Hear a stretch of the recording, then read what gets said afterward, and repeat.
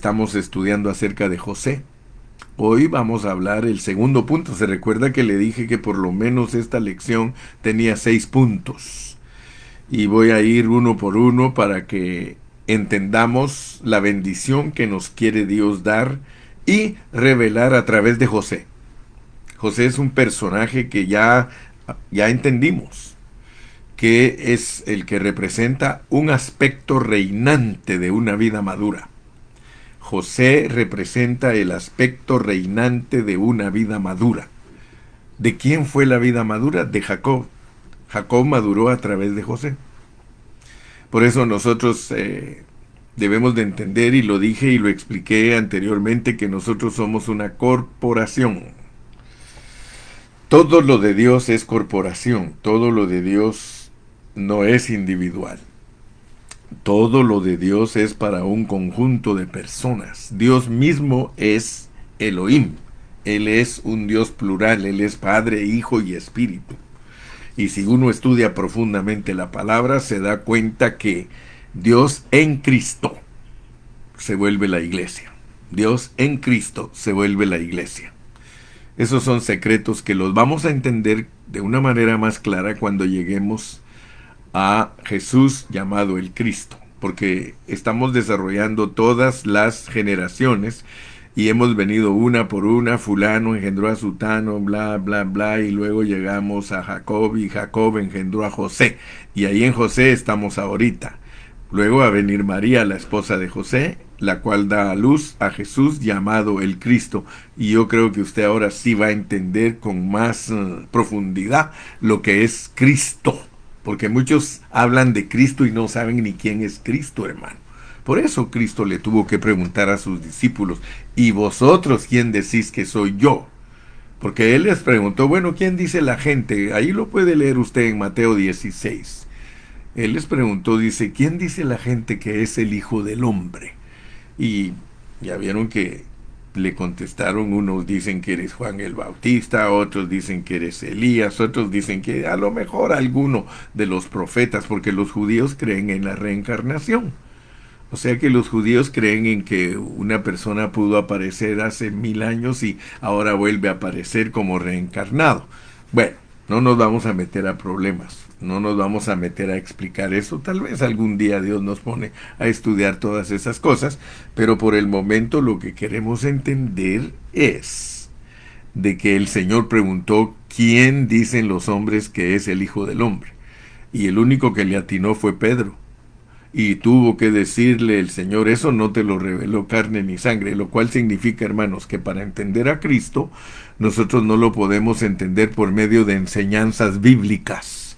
No podemos decir quién es Cristo por medio de teologías, por medio de conceptos, hipótesis, teorías. No, mi hermano, no podemos. Dice el Señor a Pedro: no te lo reveló carne ni sangre, sino mi Padre que está en el cielo. Así es de que si nosotros no tenemos una revelación directa de Dios a nuestra intuición, a nuestro espíritu, nosotros nunca vamos a saber quién es el Hijo del Hombre. Aleluya. No, si no crea que es fácil, hermano. No crea que es fácil. Mire, fácil es: hey, dame 3 de asada y 2 de sesos y 1 de al pastor y otra de barbacoa, y enchílamelos bien porque a lo mejor me como otros 5 más. No, hermano, no es nada más de enchílame los tacos, ni como dicen en Centroamérica, esto no es de soplar y hacer botellas. No, esto realmente es algo serio y algo en que nosotros debemos dedicarnos. Debemos de profundizarnos. Y quizás alguno me pregunte a mí: hermano pastor, ¿pero por qué hay que estudiar tanto? Es que somos eternos, hermano. Mire, el día que yo deje de estudiar la palabra, mi vida eterna va a ser interrumpida. Pero si yo continúo estudiando la palabra y estudiando la palabra y estudiando la palabra, yo estoy saboreando lo que es mi vida eterna. Y eso, para decir esto, me baso en la palabra misma, Juan 17:3. Y esta es la vida eterna: que te conozcan a ti, al único Dios verdadero, y a Jesucristo, a quien has enviado. Tenemos una tarea grandísima, hermano, de conocer a Dios como Padre y de conocer a Dios como Hijo.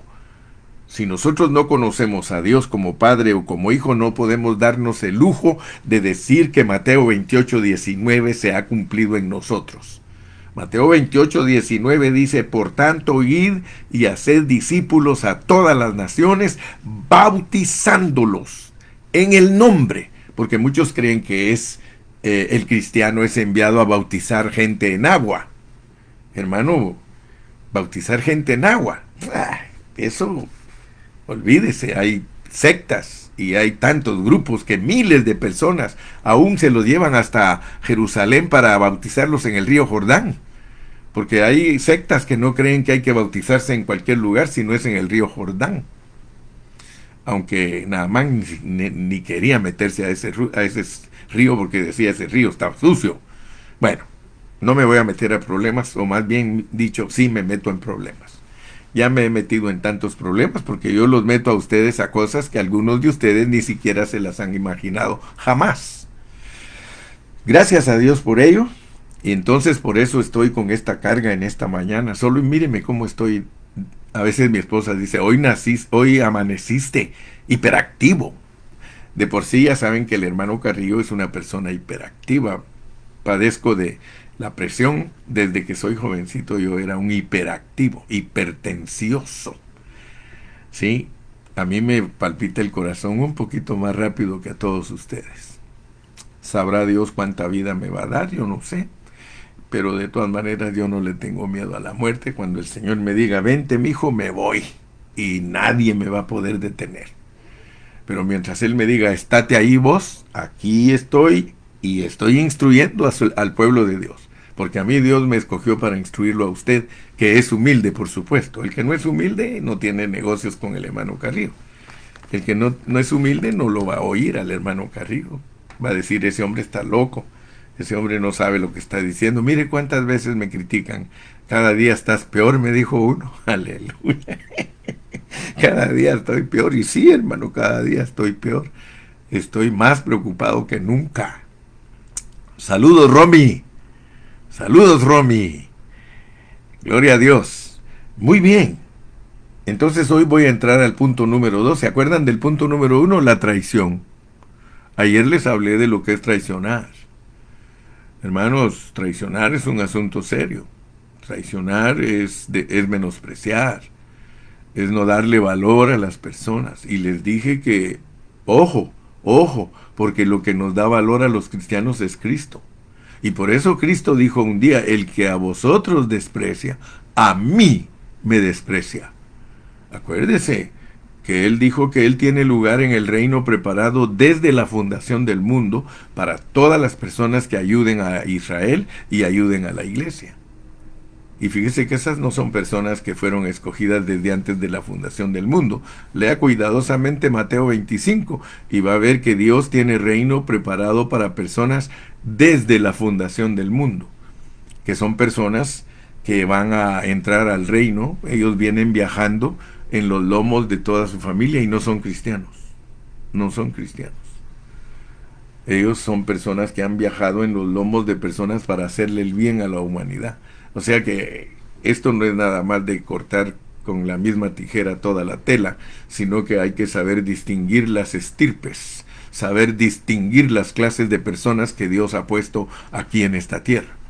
Porque no solo somos los cristianos, hay personas mundanas netamente perdidas, y hay personas que vienen en los lomos de los humanos y van a heredar el reino. Van a heredar el reino como gente natural, gente buena, por decir así, entre comillas, porque nadie es bueno, pero todo el que le haga bien a Israel y todo el que le haga bien a la iglesia, todo el que le haga bien a Israel y a usted, mi hermano, que es cristiano, tiene parte en el reino. Bueno, si usted quiere entender todas estas cosas, tiene que oír unos 10 o 20 años al hermano Carrillo para que al fin agarre la onda. Pero hoy estamos hablando del punto número 2, que José fue entregado a prisión de muerte. José fue entregado a prisión de muerte. Mire, vamos a leer Génesis 39, y vamos a leer el versículo 20, pero Mire, hoy está tan cargado de revelación divina el mensaje que yo le pido por favor que, que no se distraiga. Concéntrese en lo que vamos a hablar hoy. Mire, dice el 20, 39-20, y tomó su amo a José, y tomó su amo a José, y lo puso en la cárcel. Y tomó su amo a José, y lo puso en la cárcel, donde estaban los presos del rey, donde estaban los presos del rey, y estuvo allí en la cárcel. Mire, el asunto de las cárceles, algunas personas no lo entienden. ¿Usted se ha puesto a pensar alguna vez que hay cárceles físicas? Cárceles.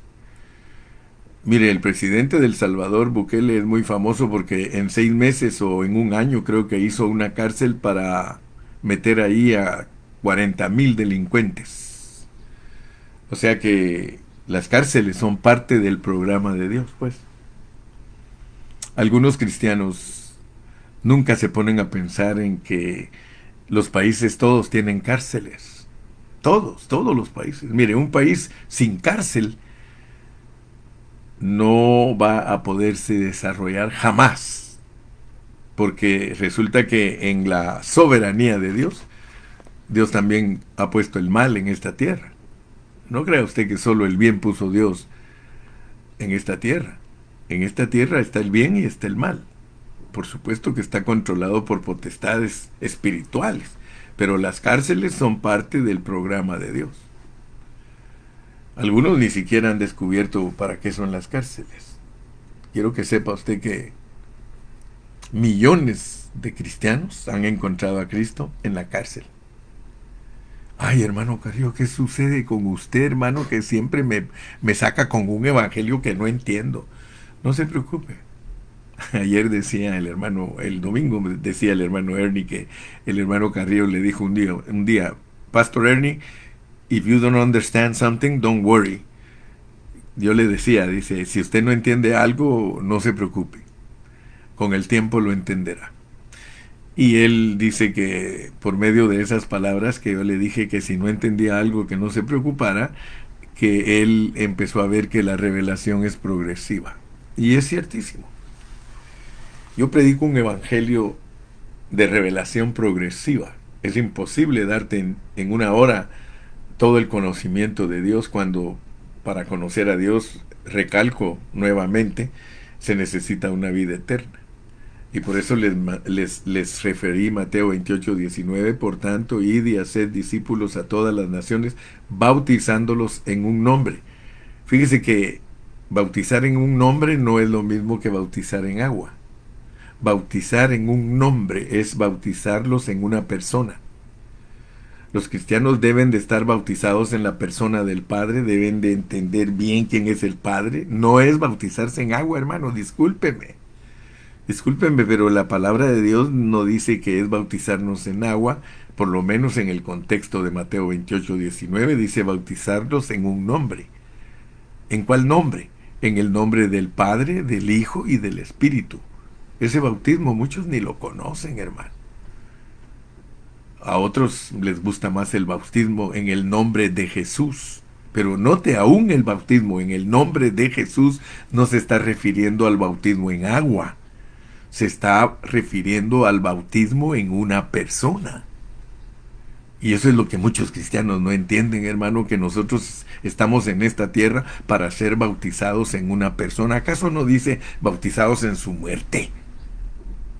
¿Acaso no dice que nos morimos junto con Él, que resucitamos junto con Él? No solo tenemos que estar bautizados en su muerte, tenemos que estar bautizados en su vida, en su resurrección, hermano.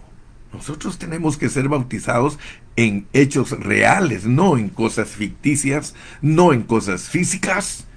Nuestro reino no es físico, hermano. Todo lo de nosotros es espiritual. Por lo tanto, en nosotros deben de suceder cosas espirituales. Entonces ya usted creo que me va entendiendo, ¿verdad? Lo que es bautizarse en el nombre. Ningún cristiano que no sea bautizado en el nombre del Padre, en el nombre del Hijo en el nombre del Espíritu, podrá decir que está bañado, empapado y permeado de ese Dios triuno. No lo va a entender, no lo va a entender. Comenzando que todos los cristianos lo que tienen el bautismo es una fórmula. Unos usan la fórmula de yo te bautizo en el nombre del Padre, del Hijo y del Espíritu y lo meten a uno al agua. Otro dice yo te bautizo en el nombre de Jesús para perdón de tus pecados. Pero ellos ni siquiera saben lo que están haciendo, hermano. En serio, discúlpenme todos. Pero como dijo mi hermano Ernie, cuando el hermano Carrillo me compartió a mí la palabra de Dios, me botó todas mis estructuras teológicas. Hermano, esto que le estoy hablando bota todas las estructuras teológicas. Esto te lleva a la zona cero, dijo el hermano. Me gustó mucho la expresión que él usó. Dice el hermano, ¿no dice por inmersión en el agua? Claro que sí lo dice, pero no es algo sin realidad. Dime, hermano Pato Villa, si no han metido a un montón al agua y a los 6 meses, 7 meses están fuera de la iglesia. Dímelo, por favor, confírmalo, hermano Pato. Porque tú me estás diciendo, no dice por inmersión en el agua. Sí, pero ¿de qué te sirve que te metan por inmersión en el agua si no hay ninguna realidad en ti? Yo me acuerdo del hermano Watchman Nee, me dirijo a mi hermano Pato Villa. Dice, pero en el nombre del Padre, del Hijo y del Espíritu Santo. Sí, es que no te estoy negando yo que la palabra de Dios tiene un aspecto objetivo, pues, doctrinal. Pero yo no quiero que te quedes en la doctrina, hermano, yo quiero que te vayas a la experiencia. El hermano Watchman Nee explica bien lo que tiene que ver con el bautismo en agua. Él dice que los cristianos son los únicos que cometen el homicidio de llevar a la gente al agua sin tener ninguna realidad. Juan el Bautista no metió al agua cualquiera. Él dijo, haced frutos dignos de arrepentimiento, porque muchos de nosotros metemos al agua, hermano Pato. Muchos de nosotros metemos al agua personas que ni siquiera han nacido de nuevo. Imagínense meter al agua a alguien que no ha nacido de nuevo. Solo lo estamos metiendo al agua para que se ahogue y no se ahoga, hermano. ¿Usted se atreve a enterrar vivo a alguien, hermano Pato? ¿Usted se atreve a enterrar, a sepultar a alguien vivo? Los cristianos sí se atreven, hermano. Por eso es que el hermano Watchman Nee nos explica y nos dice, cuando tú vayas a bautizar a alguien en agua, explícale que es su funeral, que lo va a meter al agua muerto. ¿No ve que hasta chiste hacen? Pues dice, ay, a ese cuando lo metieron a las aguas del bautismo, dice, no lo metieron con todo y cartera porque es un tacaño y un mezquino. Sí. Entonces, hermano, vamos, aquí estás escuchando un predicador que te mete a la realidad de las cosas. Yo no ando en las ramas, yo voy al tronco. Ya tantos años perdidos en una teoría y en una doctrina sin tener ninguna realidad interna, hermano. Eso no es el verdadero evangelio. El verdadero evangelio, hermano, es cuando la persona está convertida, verdaderamente va a ser una vencedora cuando Cristo regrese. De lo contrario, todos derrotados y al lloro y al crujir de dientes. Ahí está, mire, mi hermana María Teresa Cervantes Navarro dice, hay que morir. El hombre viejo tiene que morirse, hermano. El hombre viejo es sepultado en el bautismo, hermano, pero no vivo. Tiene que estar muerto. No sé si realmente me están captando, dijo aquel. Ay, ¿verdad que le dije que hoy iba a estar muy bueno el asunto? Ya voy por la mitad, ya se me fueron 23 minutos y tengo que echarle ganas porque no quiero dejarlo sin la revelación de hoy. Usted tiene que comer pan fresco en esta mañana. Coma pan fresco, hermano. Y tomó su amo a José y lo puso en la cárcel donde estaban los presos del rey. Y estuvo ahí en la cárcel. Ya sabe usted, ahora esa expresión tiene que tener sentido para usted porque a muchos de nosotros nos van a meter a la cárcel donde están los presos del rey. Tú eres un preso del rey. Tú has estado en cautividad, tú has estado en cárceles. pero en esas cárceles tú eres un preso del rey.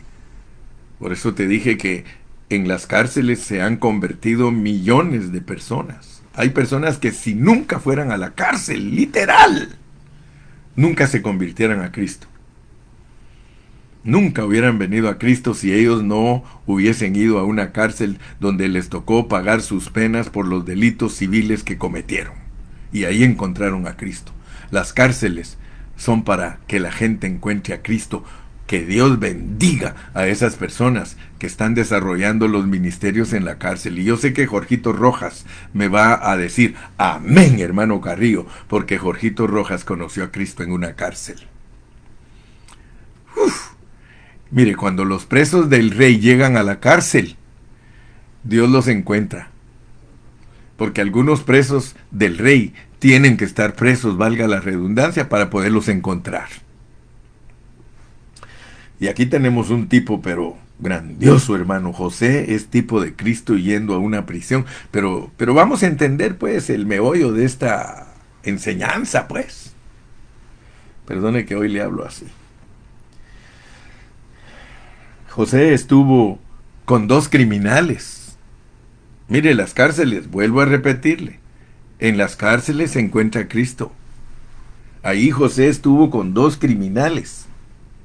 Igual que el Señor en la cruz, con 2 criminales. Esa era la cárcel de Cristo. Cristo fue a la cárcel. ¿Cuál fue la cárcel de Cristo? La cruz del Calvario, hermano.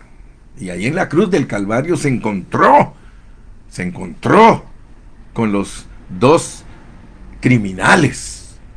Uno, usted sabe la historia, hermano, si eso está en Lucas. Está en Lucas, ahí puede leerlo usted en el Evangelio, puede leer que Cristo tenía 2 criminales a su lado. Uno que se burlaba de él y decía, si eres hijo de Dios, bájate de esa cruz y bájanos a nosotros, líbranos. Y el otro le decía, Señor, acuérdate de mí cuando vengas en tu reino. O sea que uno era preso del rey. El ladrón, que todos le llaman bueno, entre comillas, era un preso del rey. Estaba en la cárcel del rey. Ahí estaba el rey preso, hermano. Aleluya. Entonces yo creo que usted puede darse cuenta de lo que sucedió. Nos lo relata la palabra. Leamos un poquito en el 40 del 1 al 23. 40 del 1 al 23 dice, aconteció después de estas cosas que el copero del rey de Egipto y el panadero delinquieron contra su señor el rey de Egipto. Y se enojó Faraón contra sus 2 oficiales, contra el jefe de los coperos y contra el jefe de los panaderos. Y los puso en prisión en la casa del capitán de la guardia, en la cárcel donde José estaba preso. Y el capitán de la guardia encargó de ellos a José, y él les servía, y estuvieron días en la prisión, y ambos, el copero y el panadero del rey de Egipto, que estaban arrestados en la prisión, tuvieron un sueño. Cada uno su propio sueño en una misma noche, cada uno con su propio significado. Vino a ellos José por la mañana y los miró, y he aquí que estaban tristes. Y él preguntó a aquellos oficiales de Faraón que estaban con él en la prisión de la casa de su señor, diciendo, ¿por qué parecen hoy mal vuestros semblantes? Ellos le dijeron, hemos tenido un sueño y no hay quien lo interprete. Entonces le dijo José, ¿no son de Dios las interpretaciones? Contádmelo ahora. Entonces el jefe de los coperos contó su sueño a José y le dijo, yo soñaba que veía una vid delante de mí, y en la vid 3 sarmientos, y ella como que brotaba y arrojaba su flor, viniendo a madurar sus racimos de uvas.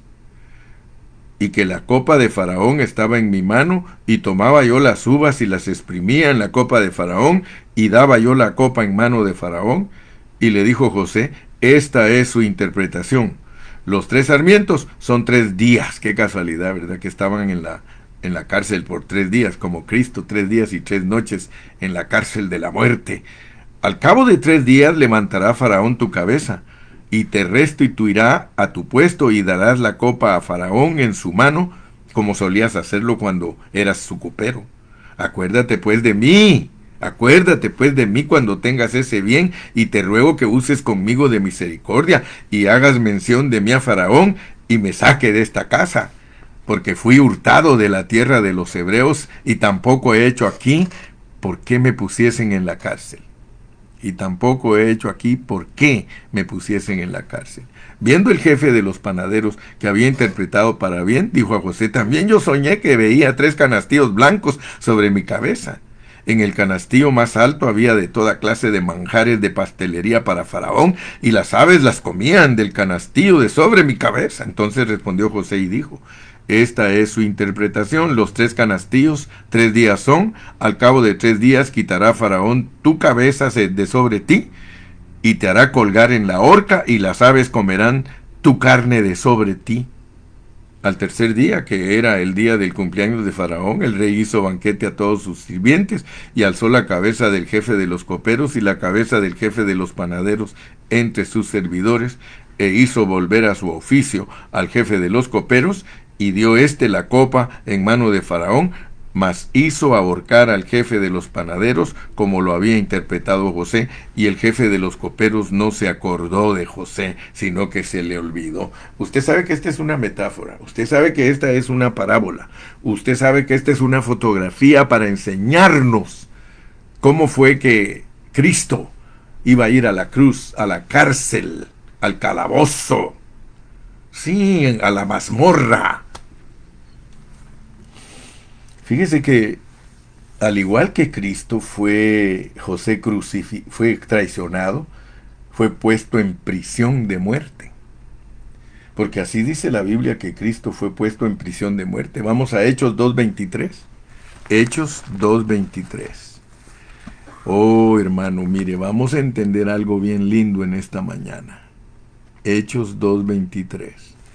Dice aquí en Hechos 2:23. Dice: a o sea, hablando de Cristo, aquí está Pedro hablando de Cristo, y dice: a entregado por el determinado consejo y anticipado conocimiento de Dios, prendisteis y matasteis por manos de inicuos, crucificándole. Fíjese pues, la cárcel es soberana. La cárcel, hermano, es Dios el que la produce. Si Dios no hubiera producido esta cárcel para José, que era íntegro y era inocente, entonces no hay forma de entender la forma en que Cristo fue a la muerte, un inocente. Y espéreme, ahorita vamos a entrar a la interpretación correcta de estos pasajes, porque resulta que en el Nuevo Testamento no se dan detalles. En el Nuevo Testamento no se dan detalles de muchas cosas. Nosotros tenemos que estudiar el Antiguo Testamento para entender los detalles y los secretos de Dios con sus tratos con nosotros. Porque fíjese que yo sé que quizá usted nunca ha oído un mensaje de estos, porque ahorita vamos a hablar de Cristo como José, porque la vida de José interpreta todo lo que Cristo pasó. Así como José fue a la cárcel del rey, así también Cristo estaba en la cárcel del rey, y así como Cristo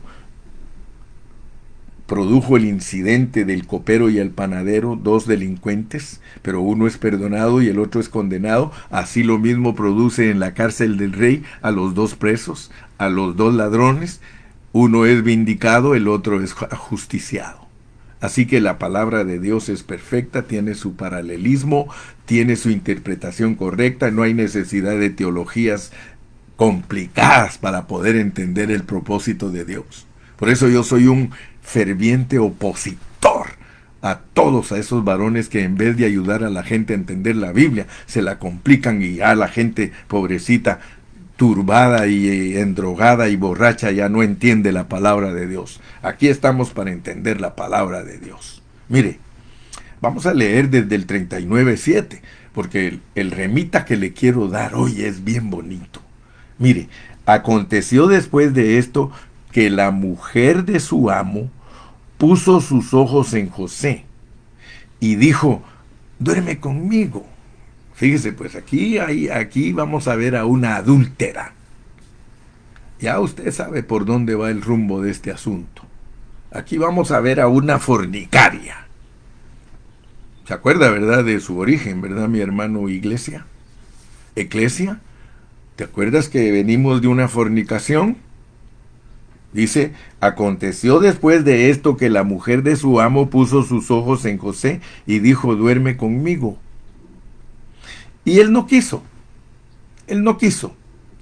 Y dijo a la mujer de su amo, he aquí que mi señor no se preocupa conmigo de lo que hay en casa, y ha puesto en mi mano todo lo que tiene. Aquí, hermano, hay una revelación profundísima, hermano, de cómo es tentada la iglesia. Fíjese, cómo es tentada la iglesia. No hay otro mayor que yo en esta casa, dice José, y ninguna cosa me ha reservado sino a ti. Nótese pues que la fornicaria es la mujer. José no es fornicario. Por cuanto tú eres su mujer, ¿cómo pues haría yo este grande mal y pecaría contra Dios? Hablando ella a José cada día, y no escuchándola a él para acostarse al lado de ella para estar con ella, aconteció que entró él un día en la casa para hacer su oficio, y no había nadie de los de la casa allí. Y ella lo asió por su ropa, lo agarró de su ropa. Fíjese pues, no estoy hablando de una camisa y un pantalón, hermano. No estoy hablando de una camisa y un pantalón. Ellos no se vestían como nosotros. Ellos se vestían con una túnica. Pues esta mujer, mire su astucia. Como él no se quería acostar con ella, lo agarró de su túnica y se la quitó. ¿Habías pensado tú en eso, hermano? ¿Habías pensado? Mira, dice, y ella lo asió por su ropa diciendo, duerme conmigo. Entonces él dejó su ropa en las manos de ella y huyó y salió. Mira lo que hace Cristo. Mira lo que hace Cristo. Mira por qué Cristo fue a parar a la cárcel. Porque resulta que la mujer adúltera descubrió la desnudez de su siervo José y lo quiso usar para su fornicación. Pero qué lindo, hermano. Qué lindo. Mire, este punto es maravilloso porque aquí hay un mensaje profundísimo para la iglesia. Y yo sé que los siervos de Dios, sus sentidos les trabajan, porque Dios a mí solo me usa para inquietar. Dios a mí solo me usa para que usted se vaya metiendo. Eso es todo lo que hace el hermano Carillo, inquietarlo, meterlo, y Dios resulta hablándole. El hecho de que José haya huido y dejado su vestidura en las manos de una fornicaria es muy significativo. Porque si usted estudia conmigo la Biblia en una forma seria, usted se va a dar cuenta que Dios nos ha dado una ciencia para interpretarla. Se llama axiomática. La ciencia que estudia todas las figuras y señales, no solo de la Biblia, sino de todo el mundo, de todo el universo. ¿Qué es la vestidura, hermano, en la Biblia? ¿Qué representa la vestidura para nosotros los cristianos? ¿Qué representa? Si usted estudia seriamente, usted se va a dar cuenta que en la Biblia el vestido es la justificación. De hecho, la Biblia refleja que hay dos vestidos para el pueblo de Dios.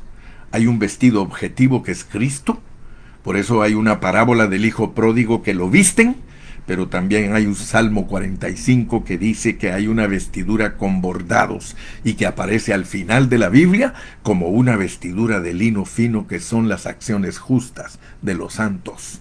Así que el vestido en la Biblia representa justicia. ¿Cómo es posible que José, estando en una situación de muerte, en una situación tan delicada, prefiere dejarle sus vestidos a una fornicaria a caer con ella. Eso es maravilloso. Con el permiso de ustedes.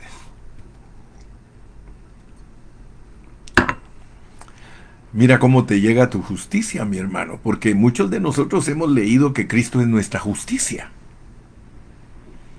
Pero que también dice la Biblia que nosotros nos volvemos justicia de Dios, porque el objetivo de Cristo es vestirnos. ¿Sabes qué le está diciendo José a la mujer de Potifar? Quédate con mis vestidos, los vas a necesitar, porque la que está desnuda eres tú. Y aunque a mí me toque huir desnudo, porque yo voy a salir con vergüenza de aquí, y me van a agarrar y me van a meter preso. Hermano, piensa en la desnudez de Cristo, hermano. Piensa, por favor, en la desnudez de Cristo. ¿Has pensado en estos asuntos? Yo creo que nunca habías pensado en estos asuntos, pero Dios te hace pensar a través del hermano Carrillo. Él te revela la palabra. ¿Te has puesto a pensar de que Cristo fue crucificado desnudo, hermano? ¿No dice la Biblia que allá abajo estaban los soldados jugando con daditos para repartirse las vestiduras del Señor? Y vaya si no la necesitaban. Claro, necesitamos las vestiduras de Cristo. Mire, aún yo me quedo asustado, hermano, porque la Biblia dice, la Biblia, no el hermano Carrillo, no son inventos míos. Mire, vamos a Juan capítulo 20. Y usted se va a dar cuenta que Cristo todo el tiempo se despojó de sus vestiduras para cubrirte a ti. Por eso la mujer sabia cubre a sus hijos con vestiduras dobles. Aleluya. Oh, profundidad de las riquezas. ¿Quién entendió la mente de Dios, hermano? ¿Quién entendió la mente de Dios, hermano? Capítulo 20 de Juan. Lea conmigo el versículo 6. Luego llegó Simón Pedro tras él. Está hablando de la carrera que se echó Juan con Pedro para llegar a la tumba el día de la resurrección. Luego llegó Simón Pedro tras él y entró en el sepulcro y vio los lienzos puestos allí y el sudario, fíjese, que había estado sobre la cabeza de Jesús. O sea que hay lienzos y hay sudario. Cuando el Señor resucitó, en la tumba se quedaron los lienzos y el sudario, y lo dejó enrolladito y bien ordenadito. ¿Te has puesto a pensar entonces en la desnudez de Cristo, hermano? Y fíjate que esa revelación divina está desde Génesis. Dice que Adán, cuando le hizo caso a su esposa y pecó, se dio cuenta que estaba desnudo. O sea que Dios es capaz de perder sus vestidos con tal de salvarnos. Mira qué clase de Dios tienes, que prefiere Él llevar la vergüenza. Porque la desnudez es vergüenza, hermano. Tú sirves a un Dios que se despojó hasta de su propia vestidura. ¿No dice la Biblia dejando su trono de gloria? ¿No dice la Biblia, hermano, todo lo que Cristo ha hecho por ti? Hermano, Él salió corriendo de aquel lugar y tuvieron que verlo correr desnudo, hermano. ¿Y qué le pasa a esta mujer? Pues él me quiso abusar. Y miren, y él tan lindo, tan bello, tan precioso, se deja capturar. Y no se pone a discutir, no se pone a reclamar. Ella es la culpable, ella es la que quería acostarse conmigo. No, dice que él enmudeció y como cordero fue llevado al matadero. Él fue llevado a la cruz del Calvario para morir, y él mismo dijo: a mí nadie me quita la vida, yo la pongo por el rescate de los pecadores. Oh glorioso Salvador, oh glorioso Redentor, nuestro Rey. Ahora estás entendiendo la palabra. Esos detalles no los encuentras tú en el Nuevo Testamento. Todos los detalles para que tú entiendas cómo se debe de servir a Cristo por gratitud y por el amor tan grande que tuvo para con nosotros, está en detalles escondidos en el Antiguo Testamento. Él fue metido a la cárcel. Fue metido a la cárcel. Él llegó desnudo a la cárcel. La cárcel es el infierno, hermano. Él llegó desnudito a la cárcel. ¿Te puedes imaginar? Porque algunos creen que Cristo cuando resucitó andaba otra vez con su túnica. No. Cuando Él resucitó, Él adquirió una vestidura gloriosa. Por eso dice Claudia Pacheco, ¡oh, glorioso Salvador! ¡Oh, glorioso Redentor! Él regresó con la misma gloria que tenía. Él recuperó sus vestidos. Él recuperó sus vestidos, pero sus vestidos en el estado de inocencia. Allá después de la zona cero, más allá de la cortina, allá en la esfera espiritual, Él se despojó para venirse. Por eso es que el salmista dice, desnudo vine a esta tierra, desnudo vine y desnudo me voy. Sí, pero el salmista en sus salmos toca de nuevo la necesidad de la vestidura, porque Cristo es el que nos viste, hermano. Nosotros regresamos y retornamos a la vida del Espíritu vestidos de Cristo, porque no hay otro vestido para regresar. Por eso el hijo pródigo, cuando vino, venía desnudo espiritualmente hablando, y por eso le pusieron un vestido nuevo.